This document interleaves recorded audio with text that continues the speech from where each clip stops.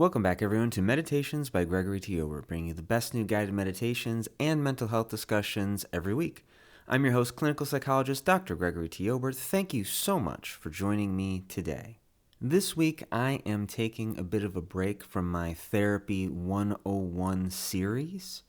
I haven't heard from anybody if there's any topics that they want me to cover, and I've hit the high points that I really definitely wanted to cover.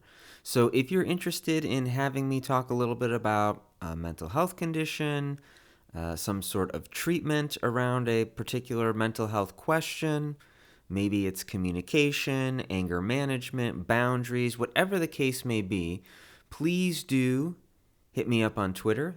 My tag is in the description at Dr. GT Obert. And let me know. I'd love to hear from you, and that way I can kind of plan for a future episode with your topic in mind, as long as I think it fits not only the format of the podcast, but also my audience. And with that, the break that we're going to take is for another type of series that I've been doing for the past, about 1 to 2 months or so. I haven't really advertised it here on the podcast, but I wanted to do it today. And after telling you guys a little bit about it, I am going to leave the audio of this series after this introduction so you can actually listen to it as a whole. So a suggestion that I got recently had to do with talking a little bit about the dark side of human nature. And that's always kind of fascinated me, but I just never thought people really wanted to hear about it. But then I kind of paused and reflected a little bit. And, some of the most popular podcasts in the last 10 years or so have been all about serial killers. They've been all about, women snapping. Well, I guess that's less of a podcast and more of a TV show.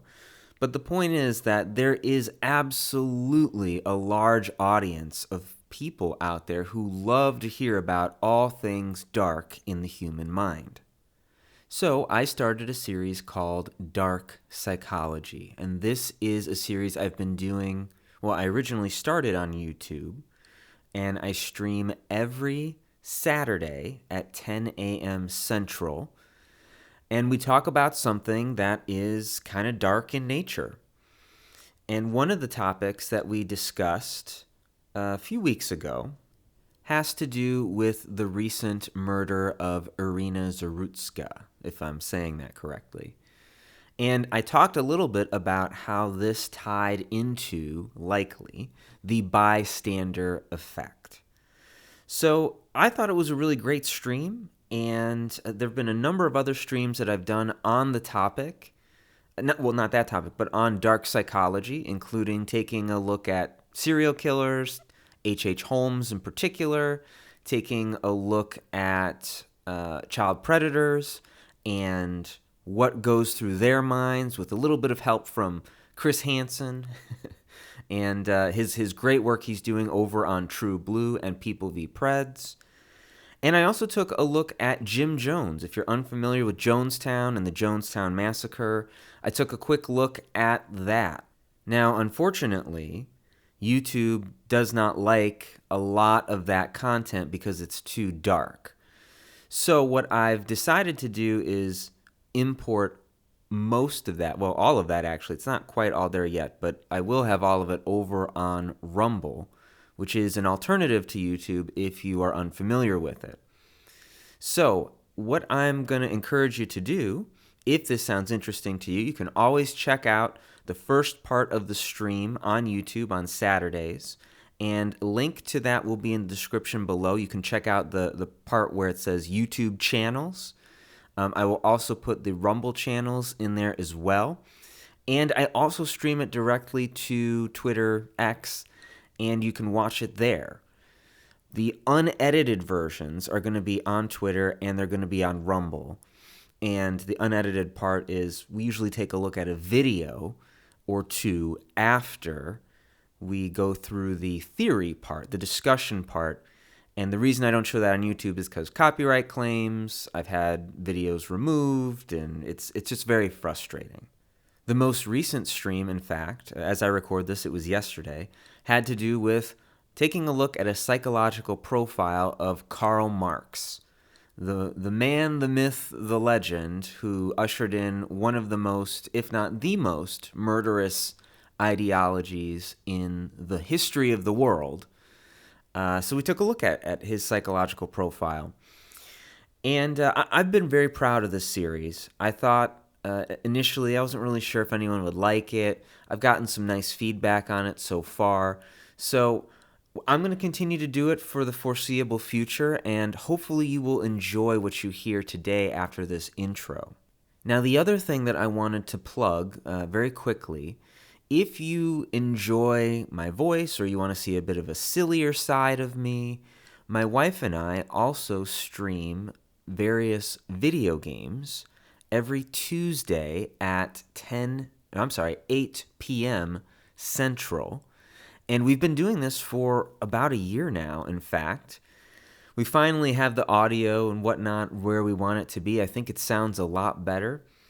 But if you're interested in seeing what my wife looks like, seeing what I look like, if you've never seen a picture of me, if you're interested in us reacting to all sorts of silly games or scary games, in fact, we're playing the original Dead Space right now as I record this for Halloween. Please do check that out. I'm going to put the link to that in the description as well. We'd love to have you come on over and chat with us while we stream. It's always a good time, so please do check it out.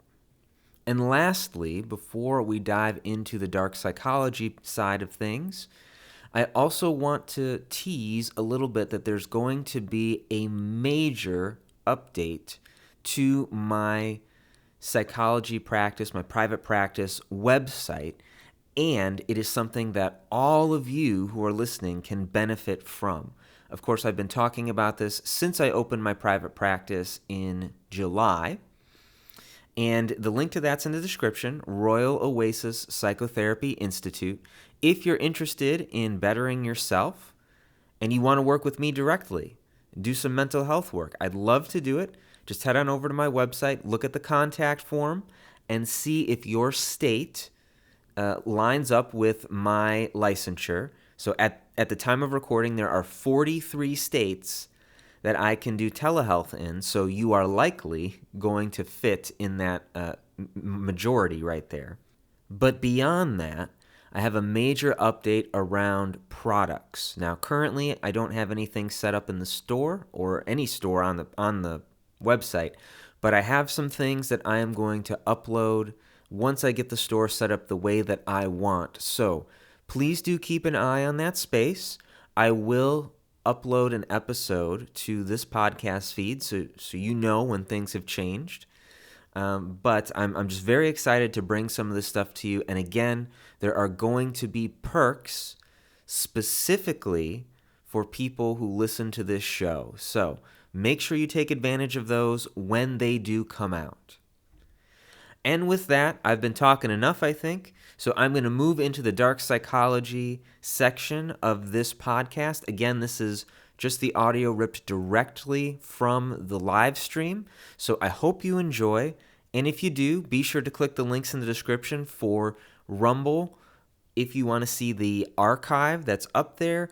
And be sure to join me every Saturday at 10 a.m. Central for a new topic.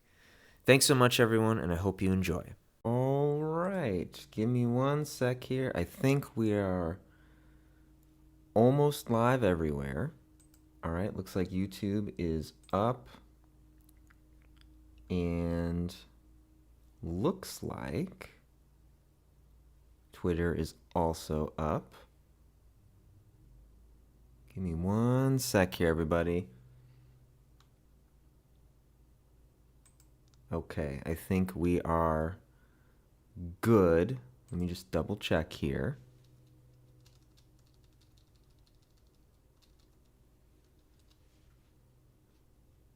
Maybe. That's not what I want. That's not what I want.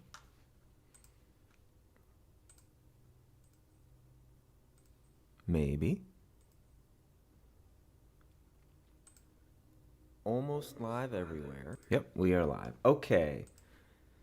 Welcome back, everyone, to Dark Psychology, where we talk about all sorts of things dark and spooky about the human mind. I'm your host, clinical psychologist Dr. Gregory T. Obert, and I appreciate you all being here on this lovely Saturday. I got the chats open for YouTube. Twitter, I don't have that up, but I will do my best to monitor as we go along. So, in case you are new here, as I mentioned, we dive into all things dark within the human mind. And up to this point, we have done child predators and alleged child predators, which I have to say. And last week we talked about Jim Jones and his cult. Now, one quick note before we get started with today. I got a notification from YouTube that my stream from last week on Jim Jones was not okay because I showed a picture of the aftermath. Now, the picture itself is very inoffensive. Very inoffensive. However, the stream was taken down. So a whole hour and a half of, I thought, useful, helpful information for people that don't really know much about it. Just gone. Just completely gone. If you want to stay up to date on what I'm doing, and if you want streams that aren't going to get interrupted, go check out Twitter. Link is in the description. You can follow me there. There's going to be unedited streams there because I got to watch what I do and say, apparently, on YouTube, because YouTube does not care so much about free speech. It's that simple. We cannot explore the darkness of the human mind without being honest about what we're seeing. So just consider that if you want to, again, get those streams unedited. These are going to be unedited on YouTube, but in case they happen to disappear for some reason and you want to go back to that stream, they're all going to be on Twitter, so be sure to check that out. Okay, let's get started then. So, in the news, unfortunately, there's been a lot of violence this last week. And one of the things that has happened, of course, the biggest thing was Charlie Kirk being assassinated. And while at the time of recording, they supposedly have the right guy in custody, I don't really want to dive into everything psychology around that guy because there's just not enough information there. So what I will say is, rest in peace, Charlie Kirk, whether you agreed with him or not. It was still a horrific way to go, and I'm wishing all the best for the family and people who knew him, of course. There are other things as well. There were a few school shootings, unfortunately. That is something that we can dive into in another future episode. But for today, the thing that was just infesting my Twitter feed for at least a few days before all this other stuff happened was the case of Iryna Zarutska. I'm probably butchering that Ukrainian name. If you have not heard, I'd be shocked if you hadn't. But if you have not heard, this was a woman who came to this country. She fled Ukraine just to avoid the war. Very, very pretty woman. I don't know anything about her outside of that. Those are the two things that I know about her. And she was on a train in Charlotte and was unfortunately stabbed and killed by this, I want to say man, but really this monster in the red hoodie. And as he walks away, he says, I got that white person, or I got that whitey, or something to that effect. And one of the things that has really kind of come to the forefront here is why nobody helped. So again, because this is YouTube, I don't know what I can and can't show. So we're kind of going to scrub through this a little bit. And you're going to see that she's there in the hat, just minding her own business. And you can see this guy right there. And there's a zoom in that's going to happen on this video. They're not going to show the actual event. Okay? So just keep that in mind. But he reaches down and stands up, and then that's when he strikes. So it zooms in, of course, and it shows this is him with the knife, so you can see that it's actually a knife, some kind of switchblade or something. And I gotta scrub through. No. Okay. What you will see, not in this video, but in other videos, if you happen to go watch it, and just for the sake of, this is what we're examining today. All the people with blurred out faces, none of them, not a single one of them, helped Iryna. Not a single one. They did not stand up. They did not help. In fact, the one in the red shirt on the left, in some of the videos I've seen, gets up and walks away. All while she is sitting there in that seat, crying, bleeding out. And, in fact, if we scroll ahead, you will see that there are other people on this train car. Why did nobody do anything to help her? Now, this is all the information that came to me on my Twitter feed. So if you have other information that maybe actually somebody did try to help her, great. From what I have seen, nobody helped her. So she died, unfortunately. Why is that? Why is it that a car full of people aren't going to help an individual who was attacked? Well, there's a few reasons. One, think about the culture that we live in today. It's very punitive. In other words, if you do things that kind of fall out of line with what's kind of the expected, accepted way of being, you're going to get punished, whether you agree with it or not. The case of Daniel Penny, as an example, stopping the guy from doing the crime, he got in trouble. We have a number of examples of police officers, other people in society, but mostly police officers, who attempt to do something, to stop a criminal, and then all of a sudden, the city doesn't have their back. And so now they're in trouble. And now, trouble could mean losing their job, could mean losing their pension, could mean jail time, prison time. It could mean a lot. So people are hesitant to react because of that. That's what I think. But there's another reason. There's another reason this tends to happen. And we're going to go into that today. It is called the bystander effect. And if you've never heard of it, let's talk about it. So, let me fix the, I think it's this. Yeah. Let me fix this for the mobile crowd. Just want to make sure that, yeah, okay, good. Want to make sure that's looking all right, so, you don't have to kind of squint or zoom in. All right. Who is Kitty Genovese?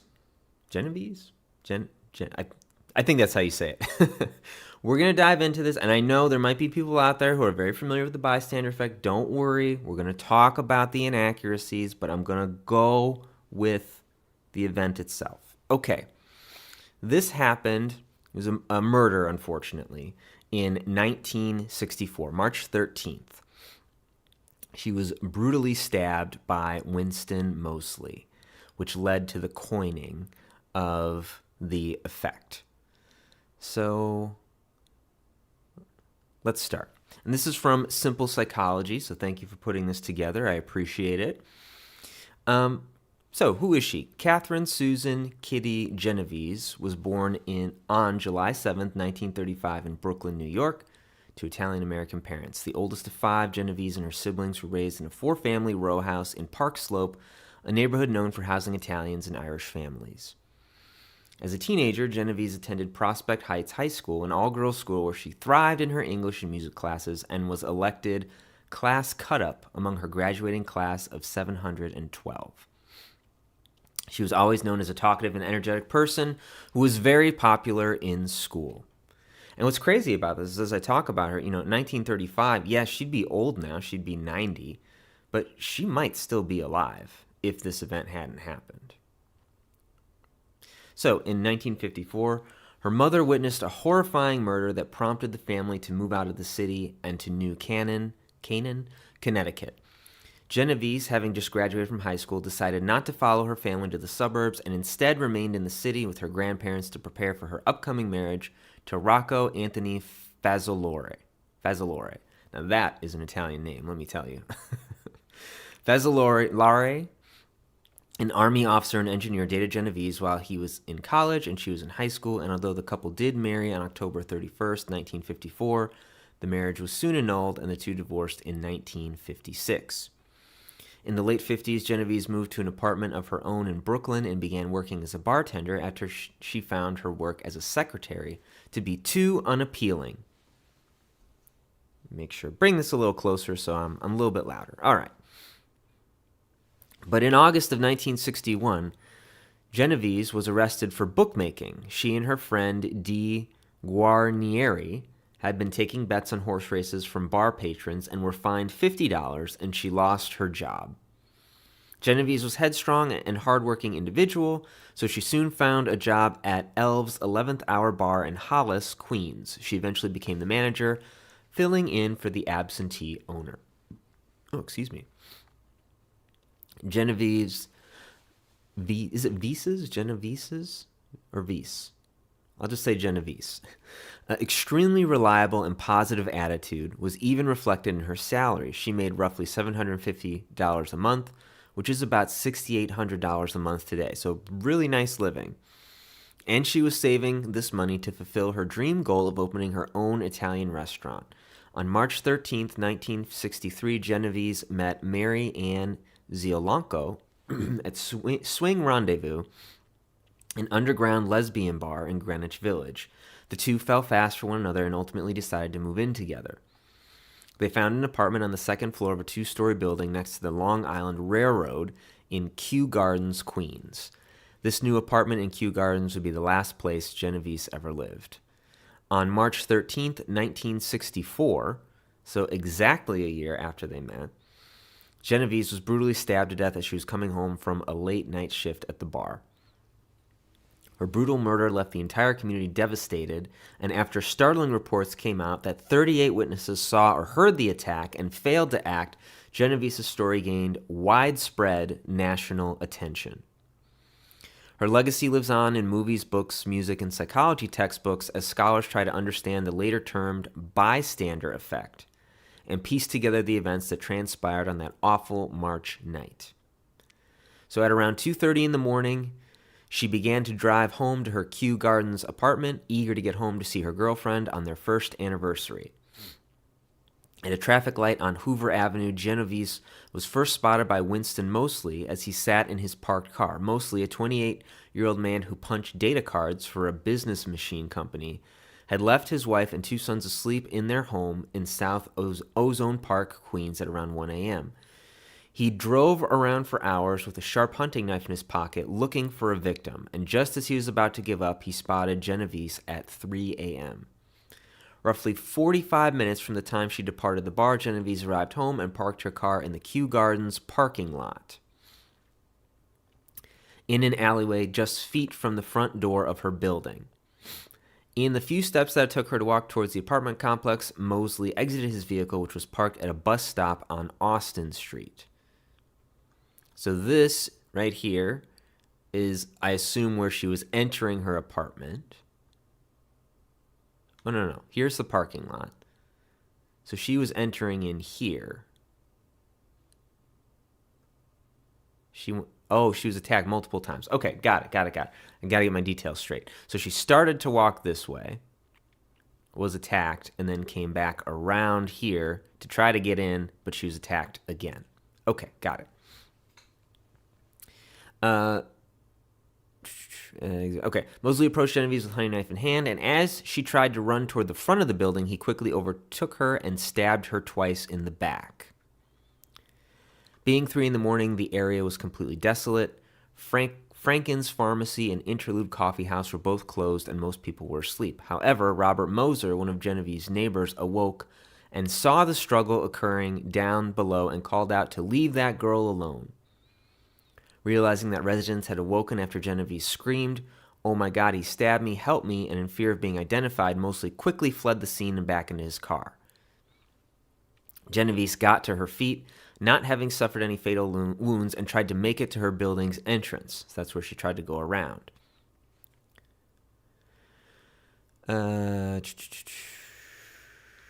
Finally, inside, she collapsed in the vestibule right before the stairs. Meanwhile, Mosley had driven away, covering his face with a wide-brimmed hat, but he returned 10 minutes later after having found Genevieve lying barely conscious in a hallway at the back of the building.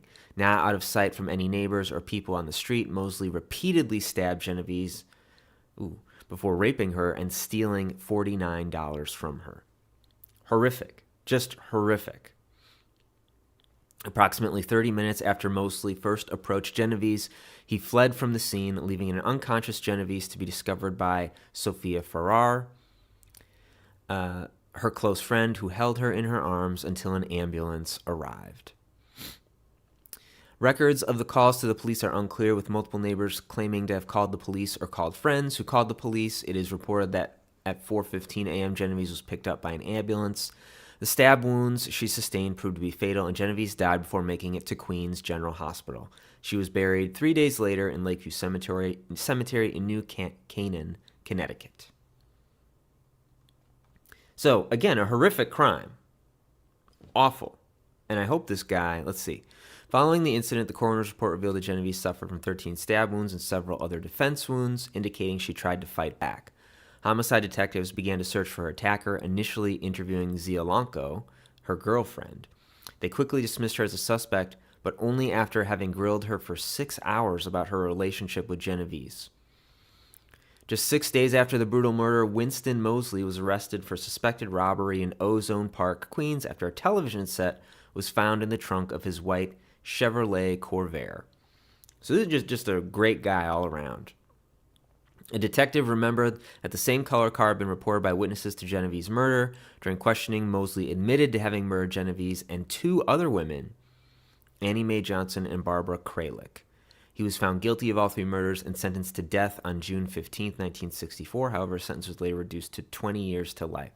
See, and we talked about this with the child predator that had abused, by his claims, thousands. Mercy to the guilty is cruelty to the innocent. Now, don't take my words out of context here. What I mean by that is people suffer consequences for their actions. And one of the things that might be a useful consequence is a deterrent. That is the death penalty. It's uncomfortable. It's awful. I don't like the thought of it. Yet doing that likely prevents other people from having to suffer the same fates.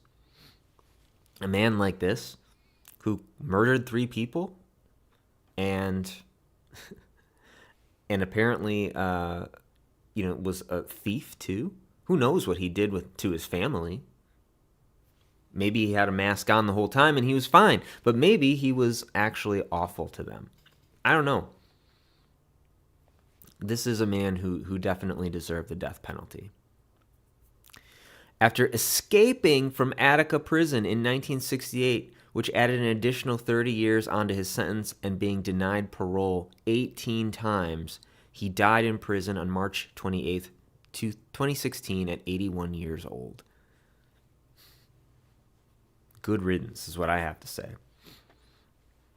So, other than a short blurb titled "Queens Woman is Stabbed to Death in Front of Home" that appeared in the New York Times on March 14th, Geneviese's murder did not receive much media attention in the initial few days following the brutal incident. 2 weeks later, New York City Commissioner Michael J. Murphy told Times editor Abraham Rosenthal about the murder, which finally motivated the major news outlet to produce a story. The article, written by Martin Gansberg, entitled 37 Who Saw Murder Didn't Call Police, was published 2 weeks later and discussed in detail how 38 people stood idle as Genovese was ruthlessly stabbed 13 times.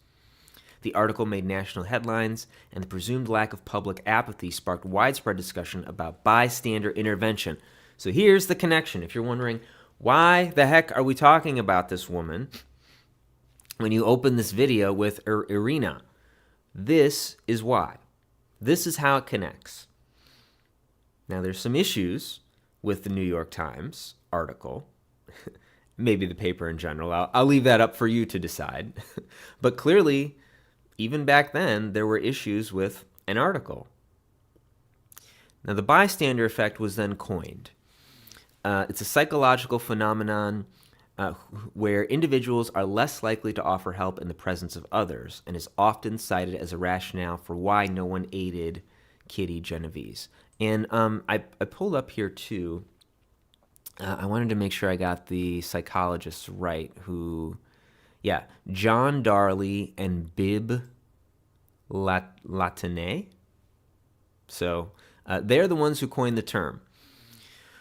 Witnesses may have assumed that others would intervene, diffusing individual responsibility to act. Furthermore, uncertainty or fear of misinterpretation might have, deterred action. So think about this in your own life. When you've stood around in a group and somebody says, "Hey, can somebody do X?" How likely is it that somebody actually volunteers? It's probably far less likely, because you're thinking that, oh, somebody else is going to volunteer. Somebody else will do the thing. Now, the same is true here. That, oh, well, somebody else is going to call the police. Somebody else is going to handle the situation. It also talks about the uncertainty or fear of misinterpretation. Isn't that what I just talked about at the beginning of the video? That, oh, well, my actions might be misinterpreted. So better to not do anything at all. Better to just leave it. In the Kitty Genovese case, it was initially reported that 38 neighbors were awakened by her screams. It was later found out that about a dozen neighbors witnessed her murder, out of which 2 called the police, and none intervened until the attacker left. Although 38 witnesses have since been determined to be an overestimate of the number of people who were aware that Mosley was attacking Genovese, this gruesome attack continues to represent a common psychological phenomenon, the bystander effect. And later on in this article, it talks about how, who was that? That nerd. Martin Gansberg knew that it wasn't 37 or 38 people, but wanted the sensationalized headline. Like, why do you need to do that? It's already sensational enough if it was about a dozen people. 2 called the police, and that's great. But think about this. The bystander effect still applies because he left. He left, and she was in the lobby, bleeding out. I mean, thankfully it wasn't fatal wounds, but somebody could have run down to help her. Nobody did. Nobody wanted to get involved. This concept refers to the tendency to be less likely to assist a victim when other people are present. It can be difficult to know how to act in a high-pressure situation in which an individual appears to be in danger. To help guide the course of action, psychologists have devised multiple decision models of bystander intervention. According to social psychologists John Darley and Bib Latané, so there's no accent here, I'm not sure how to say your name, if you're still alive, who pioneered the empirical research on this effect, a bystander progresses through a 5-step decision-making process before intervening in an emergency situation. The 5 steps are: notice that something is wrong, define the situation as an emergency, decide whether they are personally responsible to act, choose how to help, implement the chosen helping behavior. Another decision model is the common cost-benefit analysis. Here, bystanders weigh the costs and benefits of helping the victim, justifying their decision based on which course of action will provide the best outcome for themselves. And so what's interesting about this model here, the original model that they proposed, it's that step 3. Decide whether they are personally responsible to act. Do I have to do anything about this? Is this my problem? I mean, the answer ultimately is no. Like, they didn't have to help her. But I wonder how many of those people for the rest of their lives regretted their action, knowing that maybe they could have helped. I bet you some of them were traumatized, especially if they saw the body. Something to consider.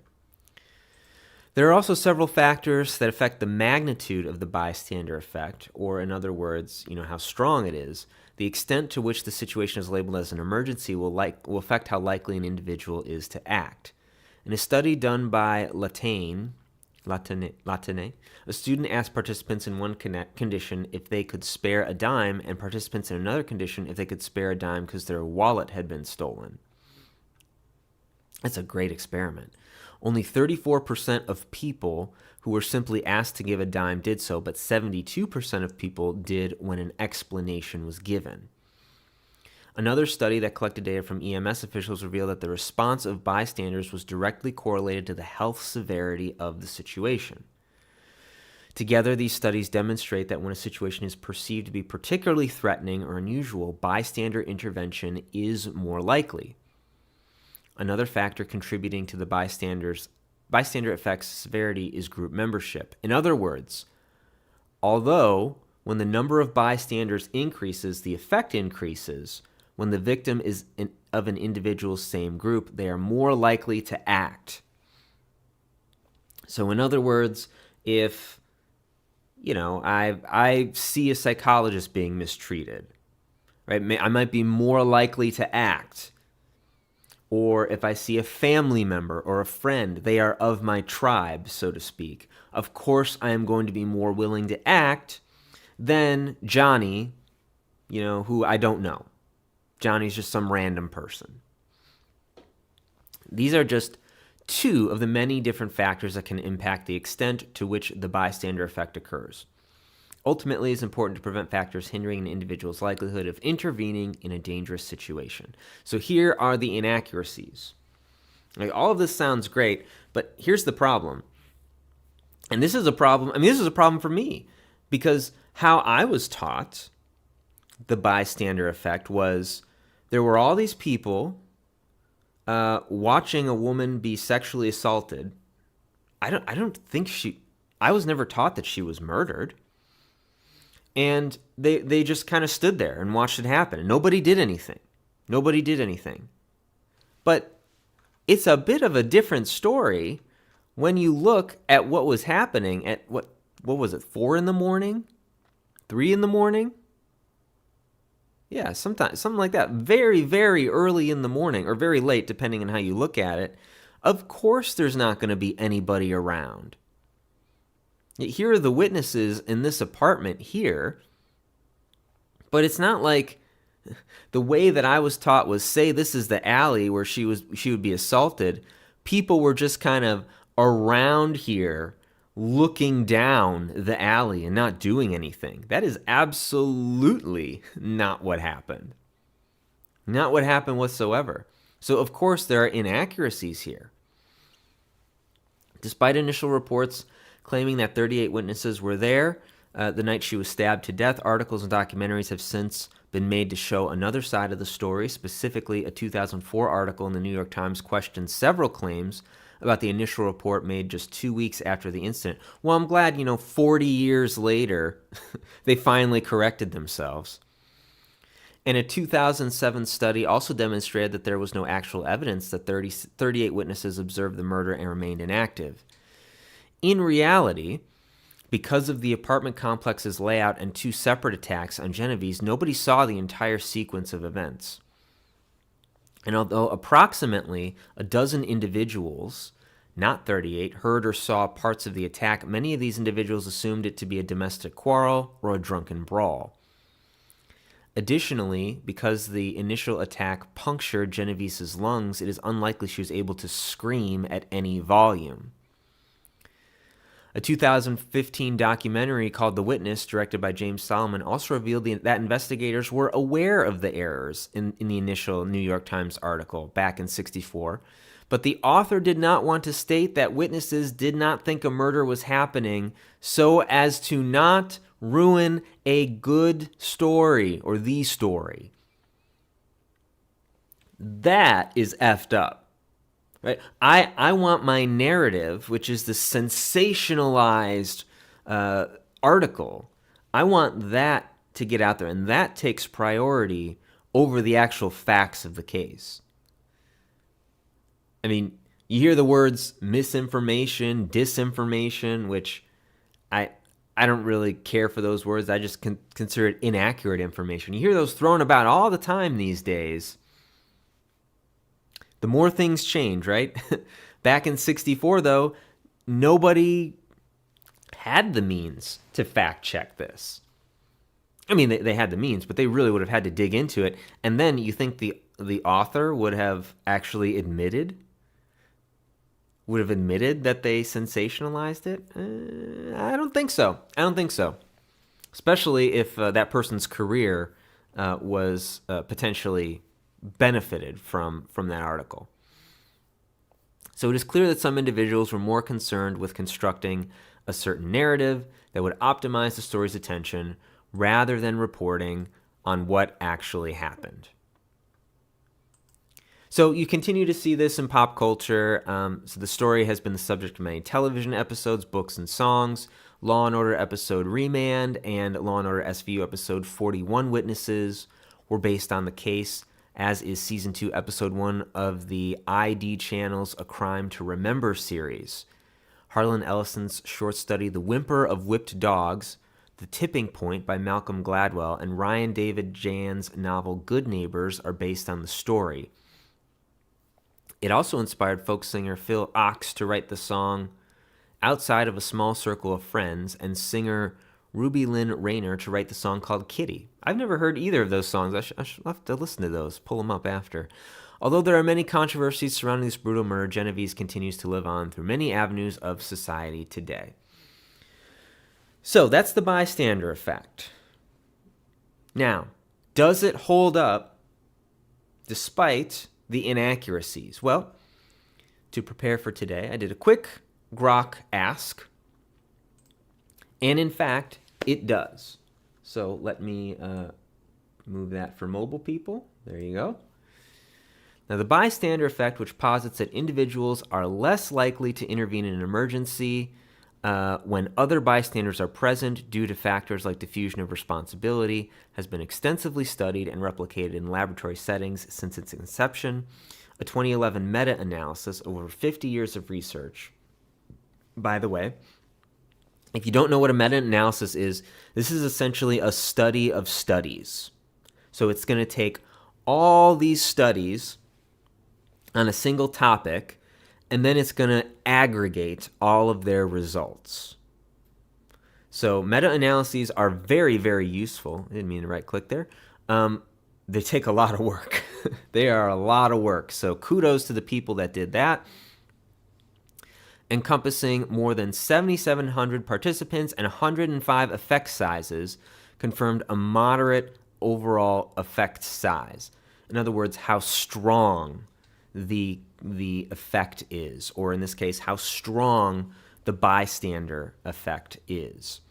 So this indicates that reduced individual helping behavior in the presence of others, a moderate likelihood of reduced individual helping behavior in the presence of others. However, there are some things that influence this relationship, these moderators.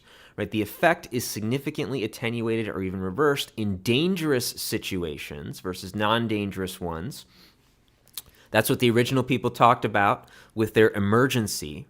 Right? When perpetrators are present or when intervention involves physical costs, aligning with arousal cost reward models. These are the cost benefit analysis, where clear emergencies prompt quicker recognition and action. Earlier meta-analyses, such as a 2008 review, similarly upheld the effect's replicability while noting that larger group sizes increases the overall probability that at least one person intervenes, even as individual responsibility diffuses. So this is kind of fascinating, right? It doesn't necessarily get rid of the bystander effect. What it means is that as group sizes increase, it is more likely, in fact, that at least somebody, is going to say something, which is a good thing. Let me see here. Hold on, this is the mobile one. Okay, just making sure. So, given that, maybe the bystander effect isn't a hard and fast rule. Oh, sorry. Let me click there so you can see. It's not a hard and fast rule. That, in fact, as group size increases, there's maybe pressure for individuals. And I'd be curious to see personality measures of the one person who intervenes. I'd be curious, about, say, a Big Five measure, see what that looks like for that person. But anyways, recent research has nuanced these findings, suggesting the effect is context-dependent and potentially overstated in real-world applications. A 2019 analysis of CCTV footage from violent conflicts in the UK, South Africa, and the Netherlands found that bystanders intervened in 90% of cases, with the likelihood of help increasing alongside the number of observers, directly challenging the classic interpretations by showing a natural inclination toward pro-social behavior in public violence. This has been framed through game theory as the volunteer's dilemma, where individual intervention probability decreases in groups, but the group's collective chance of action rises. Fascinating. So the more people that are there, the more likely the group will move together. Studies from 2020 onward, including extensions to online environments, VR simulations, and even animal models, rats exhibiting similar apathy, continue to replicate core elements of the effect while highlighting personality factors like personal distress, which can amplify apathy reflexively rather than through deliberate cognition. Okay, continue to replicate core elements of the effect while highlighting personality factors like personal distress. I wouldn't say personal distress is a personality factor. I'm not sure what Grok is on here, which can amplify apathy reflexively rather than through deliberate cognition. So sort of like an automatic response of apathy. I'm not really sure what that's all about. So, and that's online environments, VR simulations, and animal models. So not really exactly the real world, but overall, it remains valid, particularly in ambiguous or low-danger situations, but it doesn't universally hold up as an absolute predictor of inaction in real life, which is great. Now let's go back. Going back to the video, and let me move this for my mobile friends here. I see one, might be a kid. 1, 2, 3, 4. I can't tell if there's anyone over there. So we've got 4 there. 5, I think that's somebody. 6, 7, 8. So there's 8 people there. And nobody helps this woman as she bleeds out. It's a shame, yet it is an example of what the bystander effect is. So that's my belief as to why nobody helped this woman while she was on this train car. And I hope justice is served for her. And I hope this monster gets what's coming to him, whatever that means. Because, I mean, our own lion eyes here, right? Like, we can see the crime happening in front of us. And I don't recommend you go out and search the full video. Admittedly, I hadn't really wanted to pull this up myself because I was still sort of recovering from the Jim Jones stuff. Because, man, that really stuck with me for a while.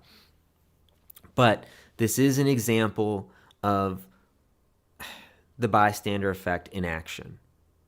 And I would be interested, and this is, I don't have any data on this, but I'd be interested to see how phones impact this bystander effect. Because I think it was Jonathan Haidt, if I remember correctly, and if you don't know who he is, he's an excellent social psychologist. Go check him out.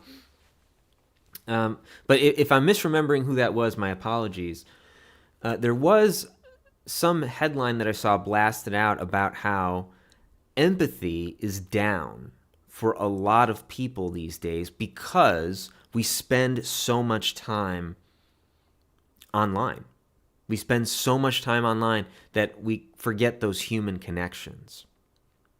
And it's much easier to just kind of demonize somebody online. You know, we can all be keyboard warriors rather than actually form some kind of human connection.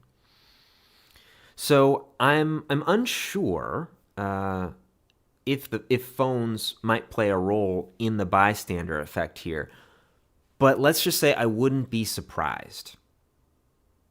It makes sense to me that people are less likely to act when they're stuck in their own worlds. So, you know, I'd be curious to hear what you guys think about this idea about the bystander effect really being at play here. Personally, I think it is. I think that's the case. And, again, I hope that she finds peace wherever she is, resting in peace wherever she is.